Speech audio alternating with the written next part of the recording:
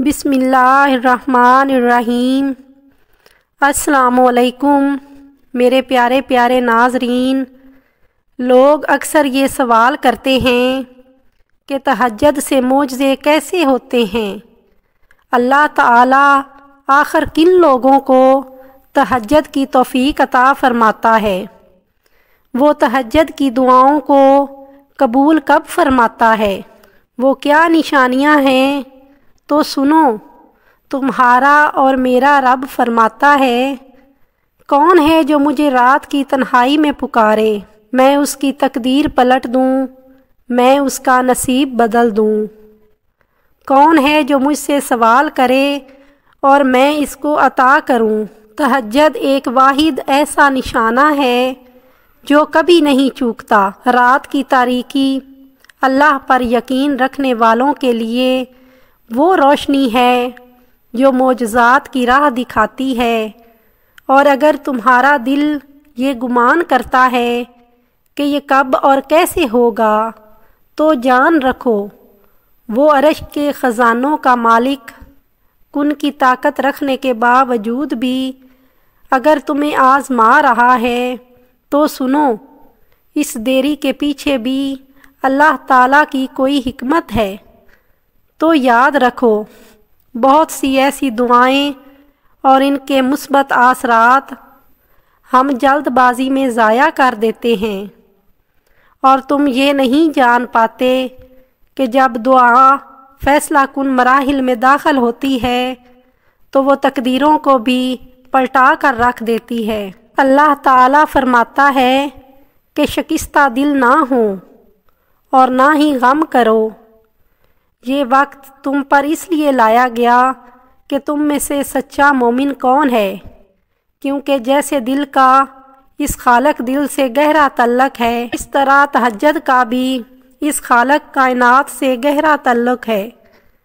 اس وقت وہ رب اپنی رحمت کے ساتھ متوجہ ہو کر تمہیں خود سے قریب کر کے تمہاری فریاد کو بہت توجہ سے سنتا ہے، کیونکہ تہجد تو ہے ہی عطاؤں کا دروازہ، کیونکہ تہجد تو ہے ہی ہر مسئلے کا آخری حل۔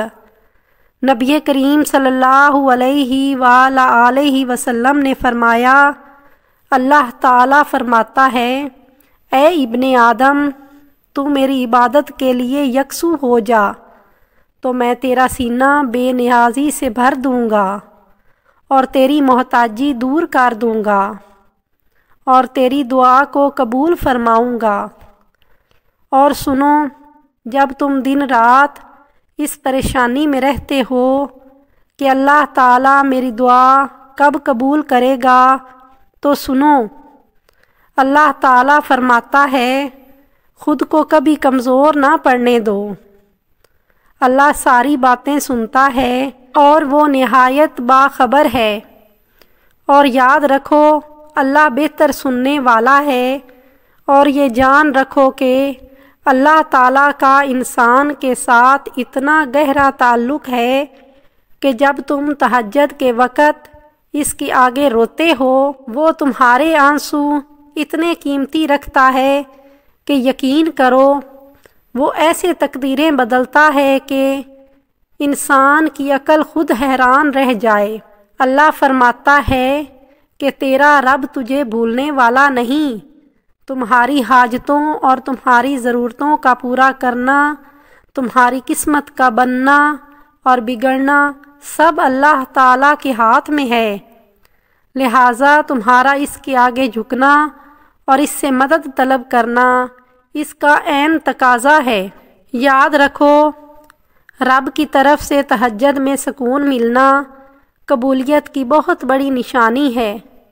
جب تمہیں لگے کہ تم نے امیدیں ہار دی ہیں، بس کچھ مت کرنا، صرف خاموشی سے سجدہ تہجد لگانا، وہ تم کو راہ دکھائے گا، وہ تمہاری بگڑی بنائے گا، وہ تمہاری قسمت کو پلٹائے گا اور تمہارا خالی دامن بھر جائے گا۔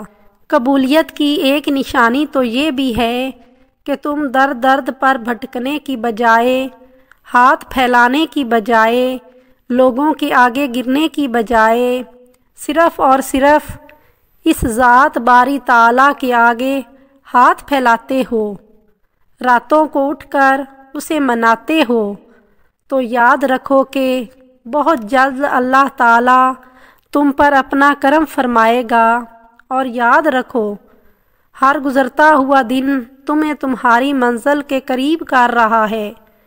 چہچہاتی خوشیوں سے بھرا وہ حسین آنگن تمہارا بھی منتظر ہے، اور ہو سکتا ہے کہ یہ طویل آزمائش اب ختم ہونے کے قریب ہو اور تمہاری منزل صرف 2 قدم کے فاصلے پر ہو، اور اس کے کن سے تمہاری خوشیوں کا وہ حسین دروازہ تم پر کھلنے ہی والا ہو۔ جن خوشیوں کو تم نے تہجد میں سجدہ ریز ہو کر مانگا تھا، اللہ تعالیٰ تمہاری مانگی ہوئی ایک ایک دعا پر کن فرما دے۔ آمین ثم آمین۔